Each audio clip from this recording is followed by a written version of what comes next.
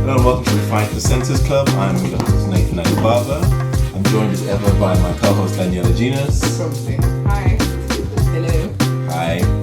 Every week we discuss an inspiring book that we're reading that advances us towards our goal of becoming a 5%er. This week Daniela and I are reviewing Jim Rohn's, 7 Strategies for Wealth and Happiness. Power Ideas from America's foremost business philosopher, Jim Rohn. Fantastic. So Jim Rohn is a master motivator. He has style, substance, charisma, relevance, charm, and what he says really makes a difference to a lot of people.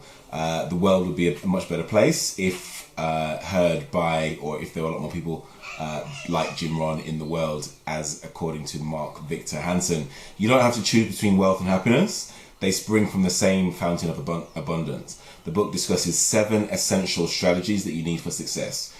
Number 1, unleash the power of goals. Number 2, seek knowledge. Number 3, learn the miracle of personal development. Number 4, control your finances. Number 5, surround yourself with winners. And number 6, learn the art of living well. You said 6, but there's 7. Oh, what's the last one? I was so blown away by the top 6. Learn art of living well. Surround yourself with good people. You missed Master Time. Oh, Master Time. Which was number 5. It's number 5. Okay. That one's also very important as well. One of the most important. But look, I mean, I thought it was an amazing read. Go on. Loved it. Go on. I loved every minute of it. It was one of those books that I didn't read the physical copy, I had it on my phone. I didn't want to put it down. And there were certain bits that I just wanted to keep reading, so I'd go back. Okay. So it took me longer to read than it probably should, because I kept reading. Rereading. Yeah, it was so good. Yeah. What's really? Yeah, like happy. Yeah, it was just very uplifting. It was a really uplifting book. Like, we can do this. I can do this, and that's what you need to do. And why aren't I doing this? But I can. Yeah, I can do this. This is easy. Do it. He does make it very achievable. Okay, so what was it specifically in the book that really got you motivated? That really got you to think, yes, okay, this is something I can really take on and change my life, turn my life around. I guess it was everything. What? Okay, what was the first thing? The goals thing. Okay. And so that was strategy number 1. Okay, and unleash the power of goals. And you can't have a plan to say you want to get somewhere if you don't have a goal. And one of the quotes was talking about hope. And I forgot the exact quote, even though I quoted it on my Instagram. But this idea, and he took it from the Bible, I believe. And he's saying... He's a Christian, actually. Yeah. Just having hope alone is a waste. And do you want to wake up as a 50-year-old with hope that one day you're going to be a millionaire? Hope without goals and a strategy and an action plan to achieve them is a complete waste of time. And I'm somebody that I'm very big on goals, as I'm sure you know. But I would say that probably recently I've had goals, and it's weird because I've been consulting with people and saying it's so important to have goals and print them out and stick them somewhere you can see, but I haven't actually printed out and stuck somewhere that I can see. So the first thing I thought is I need to sit down, review my goals again. And he talks about doing 1 year, 2 year, 5 year, 10 year goals. Which we know. Yeah, which we do know. And I guess it's just that reminder that go away and do it. Like, you keep saying that you're going to do it. But why does he say it's so important? Why are goals the first strategy that he has? Because if you don't have a goal, you're just wandering aimlessly. And you're looking at hope. And without goals, you can't put together a strategy to reach a goal. Because if there's no goal, then there's no strategy to reach. So, okay. So how has it changed your goal setting? So what have you done then after you read that first chapter? Because I think it's important. I think it's a very actionable book. Well, number 1, I've been very specific in my goals. Right. So I said that by the end of this year, I wanted my business to have a roster of clients and to be generating income. What I've actually done now is May I need to earn. Well, not even I need to earn. I need to win this amount of clients. June, I need to win this amount of clients. July, I need to win this amount of clients. And these are the reasons why. And he talks a bit about accountability and having accountability buddies. So there's 4 very close friends that I have that have really supported me over the past few years, which has been quite up and down for me. And I've said, look, I want to be in a financial position where I can bless you with something. Tell me what it is you want, and by the end of the year, I'm going to get it. They didn't cooperate in the way I wanted to, because they said it doesn't matter. But even just that declaration that by the end of the year I am going to gift you with something, so I have to achieve the things that I said I was going to achieve, that's been really motivational for me. And sitting there like, okay, I went to Spa yesterday and I was in the spa, strategizing in my head, like, okay, so this is what I need to do first, and then I need to do that, and if I want to achieve this goal, then these are the things that I need to do. And I've kind of been doing that anyway, but I think for me, I'm someone that I kind of know what I'm supposed to be doing, but sometimes it's really good to just have that reminder and that, I don't know, it's like the slap in the face. Wake up, get back, you know what you're doing, do it now. Yeah. But isn't it really about, because, I mean, we talked about this in other books as well, but because it's all about this idea of having one big goal and then breaking that into smaller chunks to say, okay, if by the end of the year, if by the end of the year I want to do this, what does that mean in month 1? What does that mean in month 2? What does that mean in month 5? What does that mean that I need to do week by week? And today, what do I need to do today? And then tomorrow, you know what I mean? And that's how I think it makes a lot of sense. There was something that I underlined here around the true purpose of goals, where he says, I love this. This is good, isn't it? It says, what do you think is the greatest value in becoming a millionaire? Is it $1 million? I don't think so. No, the greatest value in the skills, knowledge, discipline, and leadership qualities you'll develop in reaching that elevated status. It's the experience you'll acquire in planning and developing strategies.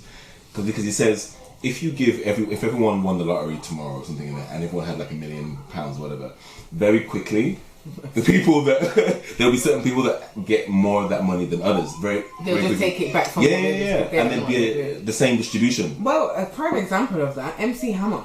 Yeah. He had millions, he made millions, and he broke. And you can look in the entertainment industry, particularly rappers.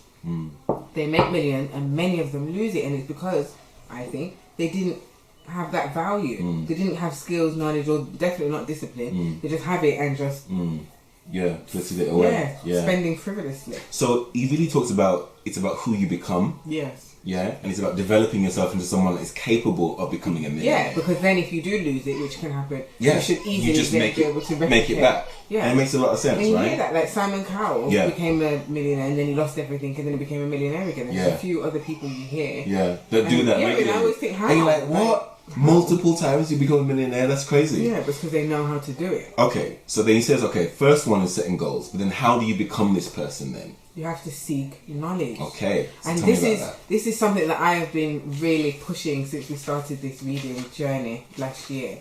There's so many people that set, and again, another quote. This is when I know the book really had an impact, because I don't ever remember the bits.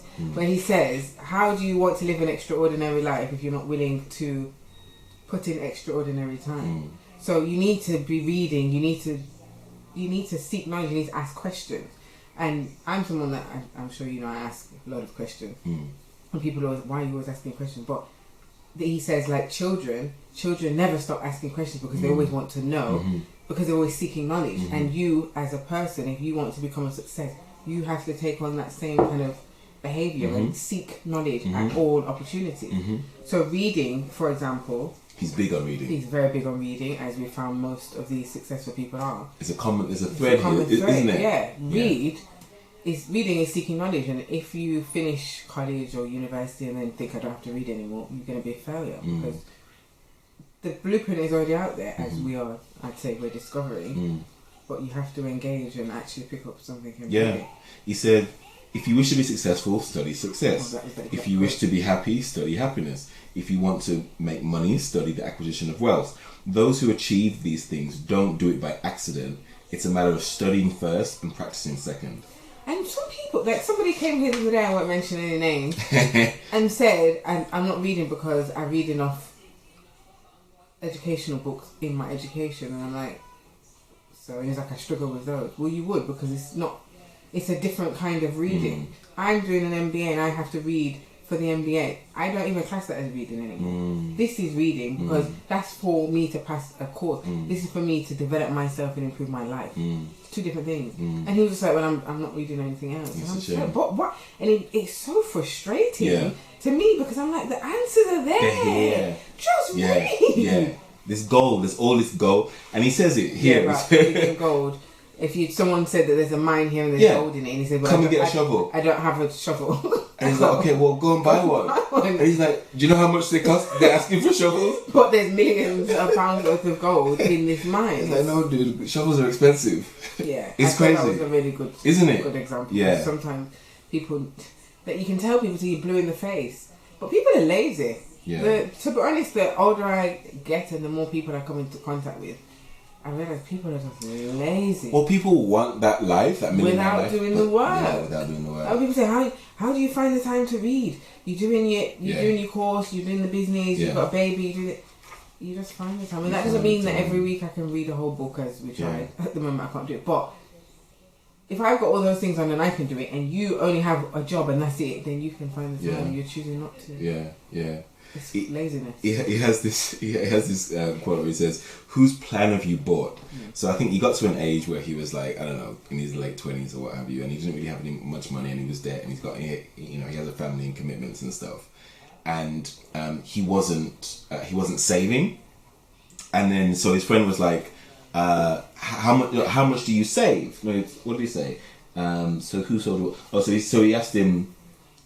When I met Mr. Scholf, who's his mentor, I've been working with him for 6 years. Shortly after we met, he asked me, "Jim, how long have you been working now?" I told him.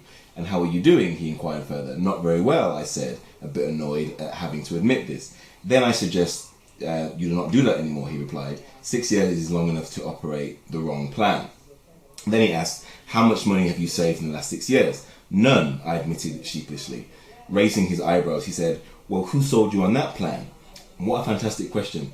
Where did I get this disastrous plan? He says, everyone has bought someone's plan. The question is whose? Right, so whose plan have you bought? So if you're sitting there and you haven't got much in your bank account and you're not really happy in your life or your relationship or whatever, like whose plan have you bought? Like, where did you get that still from? In it? Yeah. And this is something that really annoys people. I hate my job, I hate my life, I'm like, just get a different job. Yeah. Then you don't understand because you don't have a job. But that's exactly why I do understand. Because I knew that I couldn't be that person sitting there living like that, so that's why I didn't get a job. And I'm not saying that I'm not saying you have to set up your own business, but if you don't like your job, get a different job. Don't sit there for 10 years just complaining awful. This is awful, because you must love it. That means you just love misery, right? And the common theme is basically about you taking control of yourself. You're responsible for everything. Because something else he was saying is that when he was younger, he used to blame the government for high taxes. He used to blame the relationships. He used to blame everything else apart from him. And his mentor, Mr. Sean, was like, the only one thing you missed off that list is you. So like you are the reason why you can't. He says, what's that quote that says, "If your life is great, it's your fault. If your life is shit, it's your fault." You know what I mean? And I really believe in that. It's about really taking responsibility. Just a final point on this point around books and tapes. So he obviously he's a big reader, and if you can't read, obviously you can listen to audiobooks, and they're cheap and available everywhere.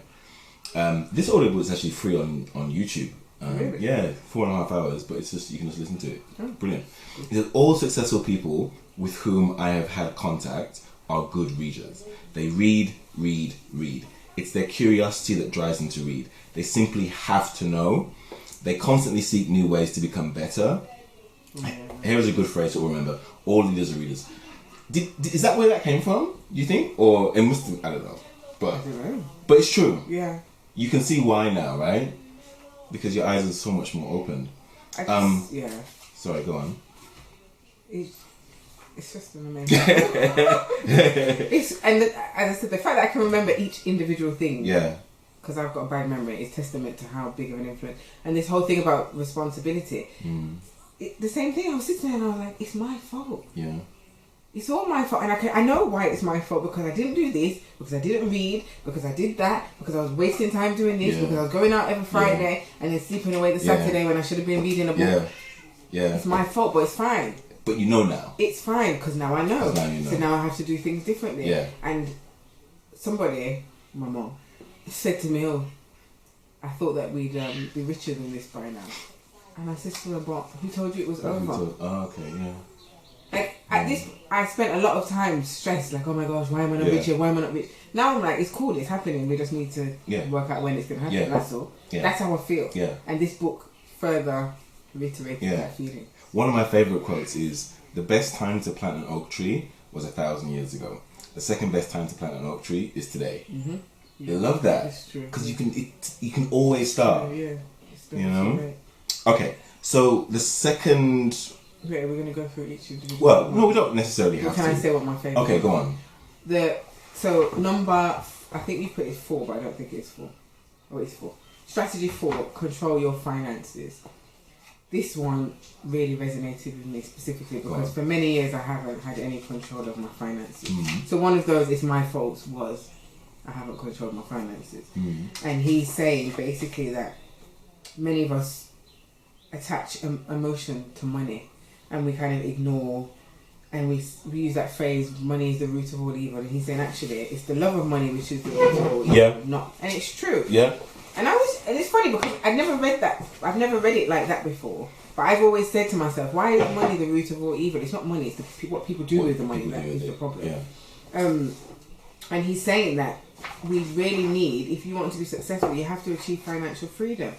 And he talks about this 70-30 rule of you making sure that you split up your... Well, firstly, you need to keep a track of what you're doing with your finances, which is... I'm happy to say I've come through the wilderness and I've been doing that for the past year and a half, and it is it's a liberating feeling. But he says also you need to learn to love paying taxes, and instead of complaining about, which I always do, I hate tax, about paying taxes, you need to look at it as a way of you giving back to society, and you should happily pay your taxes because you're in a position that you can contribute to society.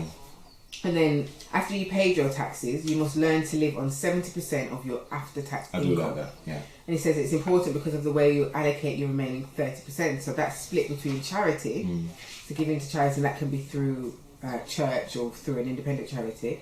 So that's 10%. 10% for capital investment, so investing in something that can grow, so that can be a business. And then 10% in savings. And I had a client meeting this week, and I was talking to her about savings, and she's saying she hates managing her finances and she just ignores it. She's pretty much in the same situation I was in a few years ago. And I'm saying if you want to be success in business, you need to get your personal finances under control. And I wish that I had realised that. If you have savings, when you want to start your business or if you want to scale up your business, you've got money that you can use. If you don't have any savings, you don't. If you're managing your finances properly, you won't get into debt. Having debt and trying to run a business can be crippling. If you need a loan for your business, if you've got poor credit, you can't get a loan. And he maps out, he talks about a child's view and teaching children, and it's something that I'm definitely going to do with my daughter, teaching children how to manage their finances and teaching them how to become entrepreneurial. So to give a certain amount of what little you have to charity or to invest to give to charity, so that you build a habit, and it's a habit, so it's not a big deal to you if you've got 100 to give 10%, £10 charity, £10 to it's not a big deal because you used to. And I think for many of us, especially because the example that he gives is that when I get £1 million I'll give away 10%. But it's like you won't give away £100,000. I never really thought about that because I've always given to charity, to be honest, even when I've not had much. It's only probably since I had a baby that I haven't, which is a bit weird, but I've always thought when I'm a millionaire I'll give more. And it's true, if you've never given, why would you suddenly give away hundreds of thousands? It's just pause. I think my food is done.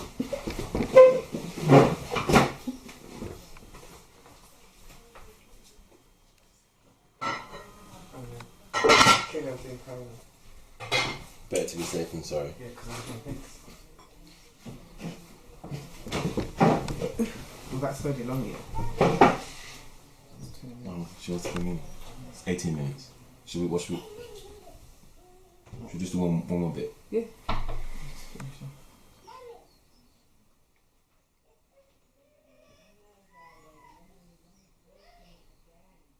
What's it again? We also talked about people. What about people? So I think that this section on financial freedom was really an eye-opener for me. Again, another slap in the face. Like, really? Wake up. You need to do something. Because I've been managing my finance, but not to the level that he is saying. Yeah. And it's true. Yeah. I mean, you can see why Jim Rohn is one of those people that is mentioned by all these successful people like time and time again, because these are things that are going to be applied to people for history. Like, no matter where we are in human history, like, these are the principles of success, I think. He says, the last one that we're just going to talk about is, like, surround yourself with winners. And I think this is something that we've heard in many different places as well. And I think this is why it gives me a lot of confidence that we're on the right track, because we're hearing the same messages from successful people over and over again. Like if different people were saying, "Oh, do this and do that," you'd be confused. Yeah. But there's a commonalities that like all these successful people have, and this one around surround yourself with winners or successful people is so important, because you're the average of the 5 people you spend the most time with, right? So who is it that you're surrounding yourself with? What kind of mindset do they have? Are they adding to your life, or are they taking away from it? You know, and ultimately you want to have either some kind of. I love this idea of like plus, minus, and negative. So surround yourself with someone who is better than you, that can advance you up. Plus, surround yourself with someone who is on the same level as you are, so you can discuss and keep yourself accountable. And surround yourself with people who are lesser than you, but who are who are further down the line than you, but are aspiring, so you can teach them. Because when you teach, it also, you learn as well yourself, right? It reprograms it in a slightly different way, and you're giving back. But also you're learning from people that are slightly more advanced than you. So what do you think about this idea of like surrounding yourself with people that I agree. He also makes this point of taking rich people out to lunch. I don't know how I felt about that. And he said something about somebody saying, "Oh, they've already got money, so why am I?" So why am I buying them lunch? I'm not gonna lie, be buying me lunch. I'm rich, but I've got to pay for your food. But I get the point. Yeah. Saying if you take them out, the investment that you're making, paying for their lunch or their dinner or whatever, the value that you're going to get back from being able to pick their brain and gain their knowledge is valuable, which I get. Yeah, I get that. I just think it's a bit difficult. How do you reach out to a rich person and say, "Hey, I want to take you to lunch"? Yeah, I don't think they're not going to be that open to doing that, unless you're adding a lot of value to their lives as well. Because people have got stuff to do. Right. What I guess he does also say is join associations. And to be honest, I have tried that before. It didn't really work, but I think that's because I'm quite antisocial and I didn't put myself out really? there. But I do think, after reading this, I was thinking maybe I should join the Chamber of Commerce. Yeah. And start to actually really... But the way that I am surrounding myself, because it's not easy, obviously, to surround yourself with millionaires and billionaires, right? These people are very busy and they're not just on your doorstep hanging around, right? You know what I mean? Will like, you be my do you want to come and have a chat? Like, no, dude, I'm running a multi-million-pound business. But the way that I surround myself with these people is through their work. Yeah, and he does say that as well. Like, if you can't actually meet them, read their books, listen to them on YouTube, get their audio books. Yeah. So that's the next best thing from my point of view. Okay. So clearly you're very high on the book. What critiques do you have? I have no critique. You must be a critique. No. Because he repeats some stuff, and I normally don't like repetition. However, the way he does it is needed. Like I said this to you here, but it also applies here, so remember. Okay. This is how important it is. Listen. Yeah. No, thank God for people like him, seriously, because it's... Like I want his face. It makes me happy. It makes you happy. Yeah. Yeah, there is something about him. I'm just trying to change your life, don't you? Thank you. Just positivity. Just help. And that's what you need to surround yourself with. Just like... And he's written loads of books and he's got loads of audio tapes, so I'd recommend anyone just to pick up something that he's written and just get involved. He's really good. Okay, rating. What was 10 out of 10. Wow, you didn't waste any time. 10. 10? Yeah. It really... If you could give higher, it's weird because obviously I've read other books and I always say it's changed my life, I don't even know if this has changed my life. It just made me feel good. Yeah. Like it really made me feel like I'm doing this right. I need to remember to do this, and this can be done. This can be achieved. Yeah, it makes it achievable. It just made me very happy. Yeah, okay. Like I feel like my life has been enriched. Yeah, and it's definitely a book I know I will read more than once. And it's easy to read, and you can reference it very easily. Yeah, it's a great book. You could just pick it up and go say, back I'm just going to read this book, and it still all makes sense. Yeah, and it still would have an impact. Yeah, no, brilliant. So okay. So you give it a really high, I would give it a 10 as well. I think it's brilliant. I think, everything he's done that I've read. In fact, a friend of ours discovered one of his books recently. And he thought it was the superpower to end all superpowers. So he didn't want to share it with anyone. So, because he was like, oh my god, do you realise how amazing this book is? It's amazing, but you can't tell anyone. And he's like, dude, you realise you wrote this 30 years ago, right? Like a long time ago, and it's been out for a while. He forbade me from telling anybody. Don't tell anyone.